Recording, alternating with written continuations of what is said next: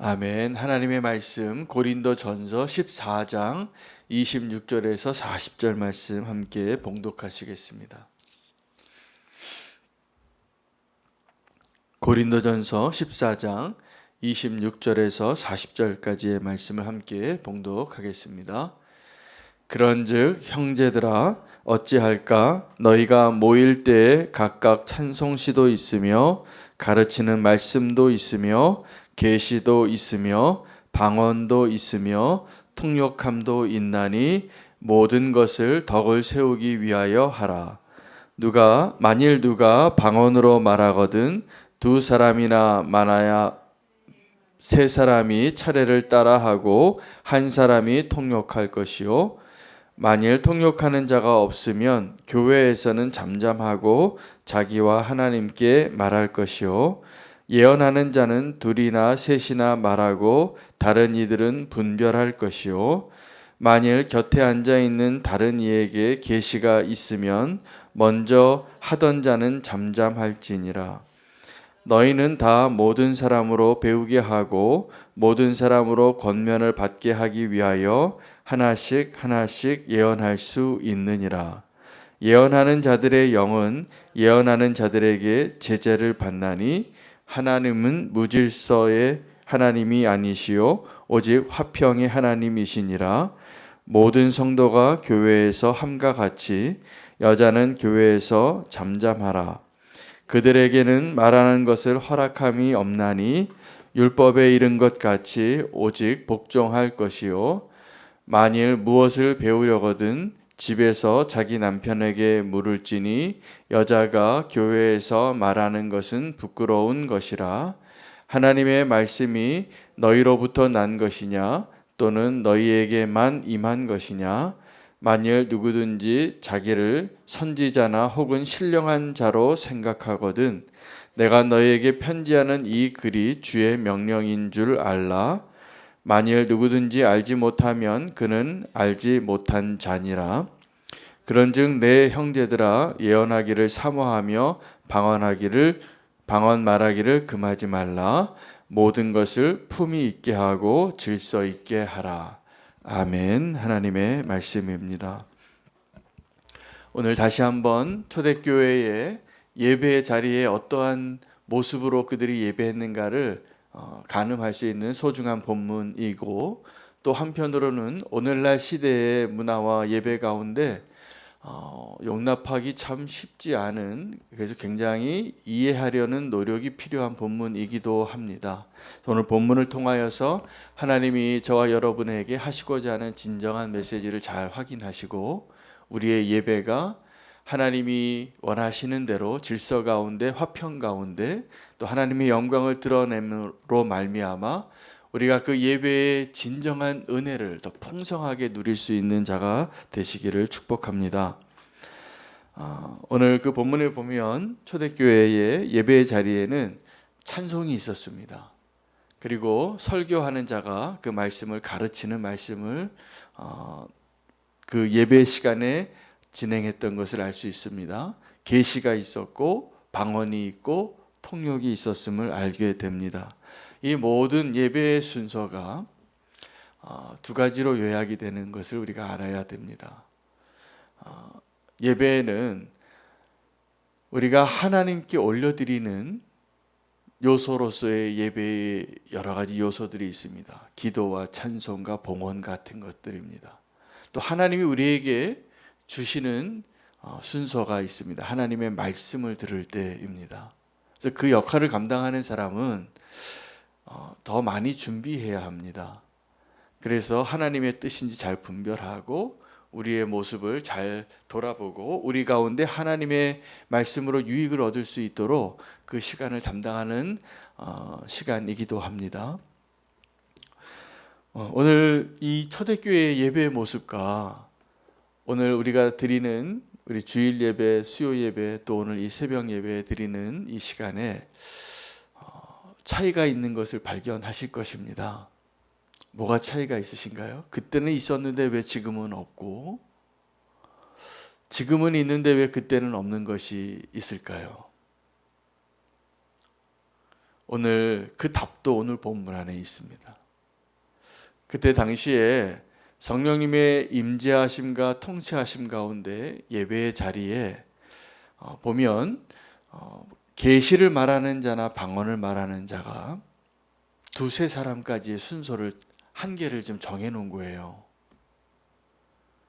바울이 편지로 이 은사가 충만하게 부음받은 고린도 교회 성도들에게 너희가 이 성령의 은사를 예배 가운데 드러낼 때에 바운더리가 있고 질서가 있어야 한다라는 것이죠. 그러한 관점에서 오늘 후반부에 나오는 남자와 여자를 꼭 차별하는 것 같이 보이는 이 가르침도 그렇게 해석해야 합니다.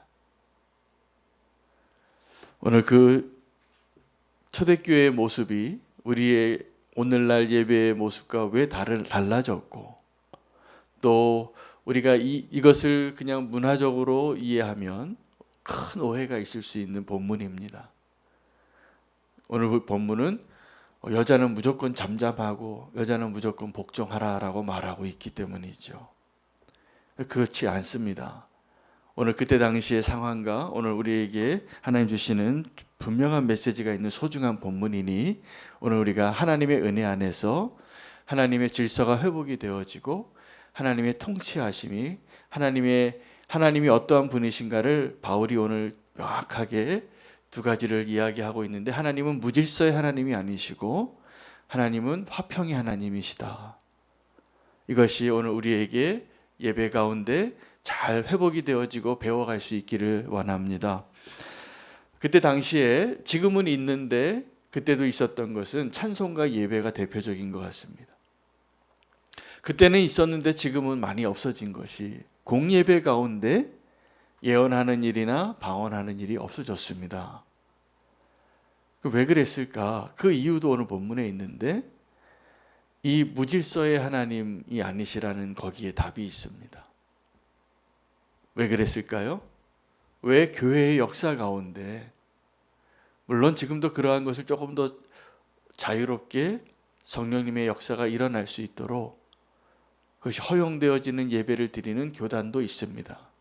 오순절 계통에는 그것이 조금 더 풍성합니다. 제가 선교단체에서 훈련을 받을 때 제가 두 선교단체를 경험해 봤습니다.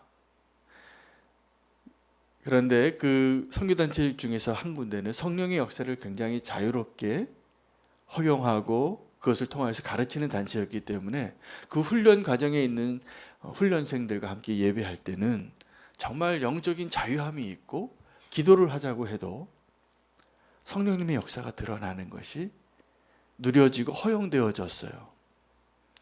그런데 우리가 공예배 가운데 지역교회로 돌아왔을 때는 그런 모습을 찾기가 쉽지 않습니다. 그냥 기도회에서는 그래도 조금 더 성령의 은사들이 드러나는 것이 허용되어지는데, 공예배에서, 주일예배에서, 수요예배에서, 금요예배에서 왜 그런 것이 다 희미해지고 약해졌을까? 원인이 오늘 이 가르침에 있습니다. 우리가 질서를 지키지 않은 결과예요. 우리가 성령님의 은사를 그 하나님의 통치하심 가운데 발휘하지 않으면, 그래서 오늘도 고린도 교회 성도들에게 바울이 이야기하는 것입니다. 보십시오. 방언하는 사람이 서너 사람이 있어도 통역하는 사람은 한 사람이에요. 그리고 그 방언을 하는 사람이나 예언을 하는 사람이 누구에게 제재를 받습니까? 또 다른 예언을 하는 사람에게, 또 다른 방언을 하는 사람에게 순서를 내줘야 돼요. 마이크를 건네줘야 돼요. 그런데 무질서 가운데는 어떻게 합니까? 그냥 내가 계속 얘기하는 거예요. 다른 사람이 하는 이야기가 들리지 않아요. 여러분, 멋진 아주 훌륭한 전공자들이 하는 오케스트라나 아주 정말 프로페셔널한 찬양팀이나 음악 밴드가 찬양하는 거하고 그냥 아마추어가 하는 큰 차이가 뭔지 아십니까? 프로는 옆에 있는 사람의 소리를 들어요. 근데 아마추어는 그 기가 아직 훈련이 안 됐어요. 왠지 아십니까? 내 거 하기도 바빠요. 내 거 하는 것만 해도 온통 신경이 집중이 돼 있으니까 하모니가 되어지지가 않아요. 여러분, 근데 예배에서 이 성령의 은사는 꼭 하모니를 이루어야 하는 거. 그게 아름다운 예배입니다. 그래서 이 성령의 은사들은 성령의 은사의 제재를 받아야 돼요. 자, 그러면 이것이 성령의 은사의 성령의 방식으로 이루어지고 있는 것인지, 아니면 내가 그 성령의 은사에 내 스스로 취해서 내가 그냥 내 마음대로 하고 있는 것인지 어떻게 알게 되냐 하면, 오늘 이 본문이 기분 나쁘면 우리는 지금 성령의 통치를 받고 있는 게 아닙니다. 여러분, 교만한 사람 보고요, 당신 좀 교만한 것 같아요, 그러면 이것은 사실이거든요. 근데 교만한 사람은 그 소리 듣고 꼭 기분 나쁩니다. 죄인에게 당신 죄인이야 라고 말하면 이건 사실이거든요. 근데 죄인에게 당신의 죄를 이야기하면 그 사람은 꿈틀합니다. 분노합니다. 당신이 뭔데? 여러분, 오늘도 이 본문에 하나님께서 주신 그 성령의 통치하심 가운데 우리가 있는지 없는지를, 오늘 본문에서 우리와 지금의 그 차이를, 지금과 그때의 차이를 발견하고 돌이킬 수 있는 답도 여기 있습니다. 왜 그러면 지금 공예배에서 방언이 사라졌을까요? 저는 하나님께서 그 은사를 주지 않으셨기 때문이라고 생각하지 않고요, 우리가 오늘 이 바울이 이야기하려고 하는 그 질서가 무너지기 때문입니다. 그래서 그렇게 그 질서가 무너지는 그 곳에서는 하나님과 나만 드는 곳에서 방언 기도하라는 거예요. 우리가 예배할 때 사실은 방언 기도나 예언의 기도가 있으면 훨씬 유익이 많을 겁니다. 그래서 정말 성령님의 역사하심을 우리가 눈으로 보고 체험하는 거니까. 그러나 그 놀라운 하나님의 은혜를, 그 선물을 받고 우리가 그 질서를 지키지 않으면 없는 게 낫다는 거예요. 아마 교회의 역사 속에서 그러한 이유 때문에 그러한 순서들을 하지 말자고 성령님의 인도하심 가운데 그렇게 인도함 받지 않았을까? 그러면 문제의 원인은 누구에게 있습니까? 하나님의 그 질서를 지키지 않은 자예요. 오늘 본문 가운데 분명히 32절에 33절에 예언하는 자들의 영은 예언하는 자들에게 제재를 받나니, 여러분, 성령의 임재하심 가운데 있을 때 가장 중요한 것은 성령님에 의해서 컨트롤 받는 거예요. 그런데 그 성령의 은사를 받은 사람들이 이 통제와 제재가 절제가 되지 않은 경우가 훨씬 많습니다. 33절에 하나님이 어떠한 분이신가를 분명하게 오늘 우리가 붙잡고 기도하고 적용하고 그 하나님을 더 누리시기를 축복합니다. 그래야 우리가 안전합니다. 하나님은 무질서의 하나님이 아니시오, 오직 평화의 하나님이시니라. 여러분, 평화의 하나님이시나, 이 얘기 무슨 이야기냐면, 우리는 지금 그때 당시에 고린도 교회 성도들은 싸우고 있었다는 얘기예요. 분쟁하고 있었다는 거예요.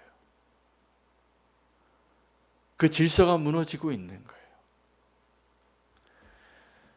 그리고 이 33절과 34절이 이어지는 본문인데 사실은 평화의 하나님이시니라 라고 하고 문맥이 끊긴 겁니다. 그리고 후반부 33절 후반부 모든 성도가 교회에서 함과 같이라는 말과 34절이 이어서 읽어야 돼요. 여자는 교회에서 잠잠하라요. 자, 그래서 오늘 다 여자 성도님들이 더 많으신데 기분 나빠하지 마시기 바랍니다. 여자는 교회에서 잠잠하라가 앞에 조건절이 있는 거죠. 33절을 다시 한번 보여주시면 모든 성도가 교회에서 함과 같이예요. 자, 그럼 여자에게만, 여자는 당신이 여자니까 무조건 잠잠하십시오 라고 말한 것이 아니라 모든 성도가 다 잠잠하고 있는데 여자 성도만 말하고 있었기 때문이에요. 무슨 말씀인지 알겠습니까? 그래서 모든 성도가 잠잠한 것 같이 34절에 여자는 교회에서 잠잠하라예요. 오해하기 쉬운 본문이죠. 이 조건절을 우리가 이해하지 않으면 이 본문을 그냥 권위적으로 남자 목사님이, 여자 성도님이 뭐 한마디 하려고 목사님 기도해도 되냐고, 한마디 해도 되냐고 하면 당신은 여자기 때문에 조용하십시오 이렇게 말하는 게 아니에요. 성령님의 통제하심 가운데, 그 질서 가운데 예배하고 있는데 그 질서를 깨트린 사람이 있었는데 여자였나 봐요. 그래서 모든 성도가 그러한 것처럼 여자는 교회에서 잠잠하라고. 그래서 어떠한 원래 있었던 하나의 사건과 사실을 가지고 그것을 책망하고 그것을 바로잡기 위해서 하고 있는 이야기이지 어떤 원론적으로 이야기하고 있는 것이 아니에요. 그러나 그 원론적인 이야기까지 이야기합니다. 그것이 34절부터예요. 여자는 교회에서 잠잠하라. 그들에게는 말하는 것을 허락함이 없나니 율법에 이른 것과 같이 오직 복종할 것이요. 이제 점점 더 심해집니다. 여자에게는 잠잠하라. 더 나아가서 무조건 복종하라는 거예요. 자, 그럼 제가 이제 오늘 여자 성도님들에게, 여자 성도들은 교회에서 모든 성도가 그렇게 한 것처럼 잠잠하고 율법에서 말한 것처럼 복종하시기 바랍니다. 그러면 기분 나쁘시죠? 요즘 그 얘기하면 기분 나쁘고 이 얘기할 때 10명 가운데 99명은 다 동의해도 꼭 동의하지 않는 한 명이 있으실 거예요. 그런데 이 부분을 잘 이해하셔야 됩니다. 창세기 3장 16절을 한번 성경이 있으면 펴보시기를 바랍니다. 창세기 3장 16절에 3장 15절은 이제 원시복음이라고 해서 복음이 숨겨져 있어요. 예수 그리스도를 소개하세요. 언제요? 선악과를 따먹은 현장범들에게, 여자와 뱀에게. 그래서 내가 너로 여자와 원수가 되게, 여기서 너는 뱀입니다. 내 후손도 여자의 후손과 원수가 되게 하고, 여자의 후손은 여기서 예수 그리스도가 나오는 거죠. 여자의 후손은 내 머리를 상하게 할 것이요, 뱀의 머리를 상하게 하고 뱀은 그의 발꿈치를 상하게 할 것이니라. 그의 발꿈치는 예수 그리스도의 발꿈치죠. 자, 그리고 이제 그 자리에 있었던 여자에게 뭐라고 말씀하시냐면, 여자에게 이르시되 내가 네게 임신하는 고통을 크게 더하리니 내가 수고하고 자식을 낳을 것이며 너는 남편을 원하고 남편은 너를 다스릴 것이니라 하시고, 그리고 이제 아담에게는 또 이렇게 얘기합니다. 너는 아내의 말을 듣고 유혹이 되어서 먹지 말라고 한 그 과실을 먹었으니 너로 말미암아 땅이 저주를 받고 너는 평생 수고하고 그 소산을 먹으리라. 이렇게 말씀하신 거예요. 자, 여자에게는 해산의 고통을, 남자에게는 땅을 기경하는 땀의 수고를. 자, 두 가지 다른 고통을 허락하신 거예요. 죄의 결과로. 그리고 이 죄를 극복할 수 있는 복음을 주시려고 이 두 가지의 모습을 허락하신 거죠. 죄의 결과입니다. 하나님이 죄 지은 거 아니에요. 그 여자와 그 남자가 죄를 지었어요. 그리고 그 지은 죄에 대한 하나님의 회복의 비결의 열쇠가, 여자는 해산의 고통과 남편에게 복종하는 것. 너는 남편을 원하고 남편은 너를 다스릴지니라. 이것이 무슨 의미냐 하면, 하나님의 창조의 질서 가운데 타락하고 반역하고 실패한 인류에게 하나님께서 그들을 회복하시기 위한 자리를 허락하셨는데, 하나님의 질서를 그 가정 안에서 다시 회복하기를 원하시는 거예요.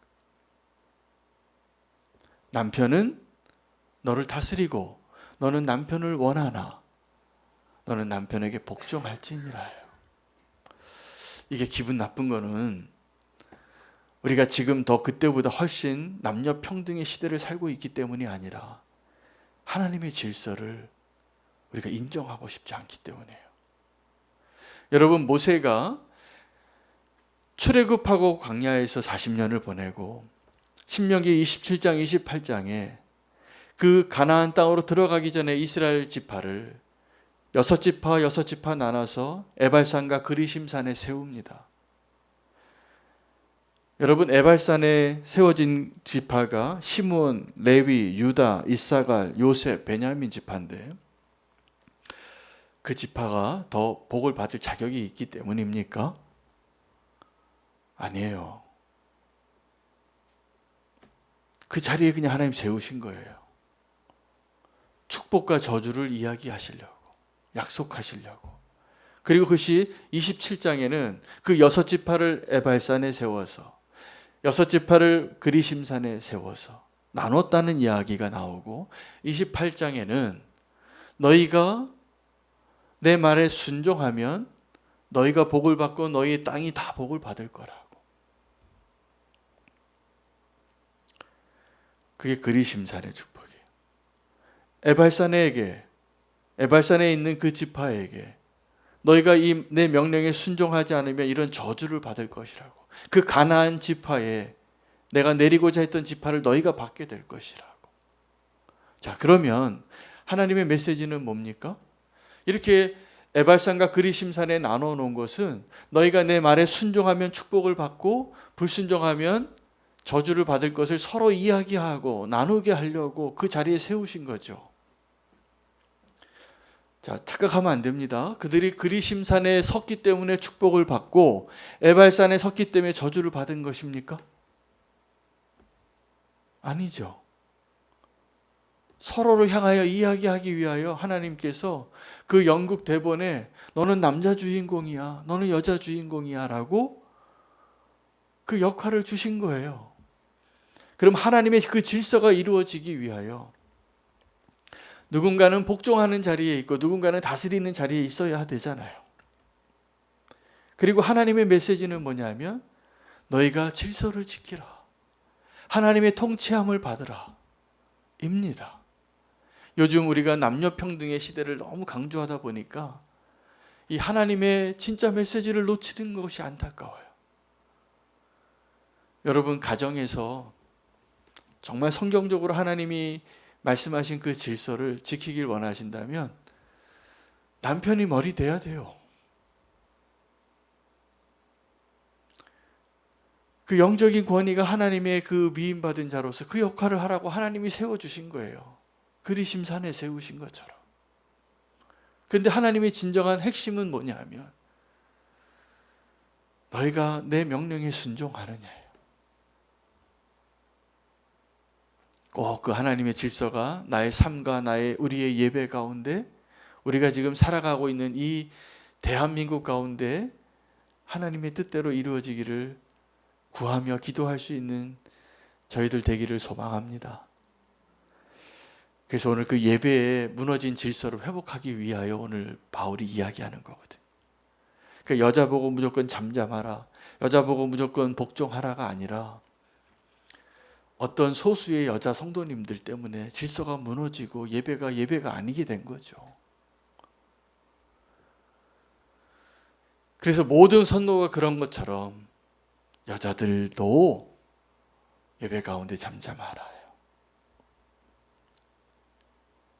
아마 예측되기는 오늘 문맥상으로 어떤 여자 성도님이 성령의 은사를 충만하게 받고 방언하기를 그치지 않았던 것 같아요. 우리가 예측할 수 있죠? 이 내용들을 통하여. 그런데 통제함을 받으라는 거예요. 여러분, 그래서 누가 그 성령님의 임재하신 가운데 누가 내 길을 좀 막고 또 내가 하고 싶지 않은데 막 이렇게 시키고 그러면 감사하십시오. 왜냐하면 우리가 본질상 거역하고 싶은 목이 꼿꼿한 이스라엘이에요. 성령님께서 우리의 길을 이렇게 좀 제재하고 통제하고, 그러니까 우리가 어떤 일 할 때 누가 시켜서 하면 재미없잖아요. 근데 우리가 성령 충만한 증거는 시켜서 하는 게, 내가 하고 싶지 않은데 해야만 하는 그 일이 기뻐지는 거예요. 그것이 축복이 되는 것을 이야기하고 있기 때문에 오늘 우리의 삶과 예배와 우리가 발 디디고 서 있는 이 나라와 민족 가운데 하나님의 질서가 회복이 되어지고 화평케 하시는 하나님의 놀라운 은혜를 우리가 경험할 수 있기를 위하여 기도하기를 소망합니다. 다시 한번 말씀드립니다. 잠잠하시고 복종하시는 것이 축복입니다. 하나님의 질서 안에 품이 있고 질서 있게 우리의 예배가 회복되어질 수 있는 그 모습을 갈망하며 함께 기도하기를 원합니다. 함께 그 기도와 함께 오늘 중보할 성도님들과 기도 제목, 교회의 기도 제목 가지고 기도하겠습니다.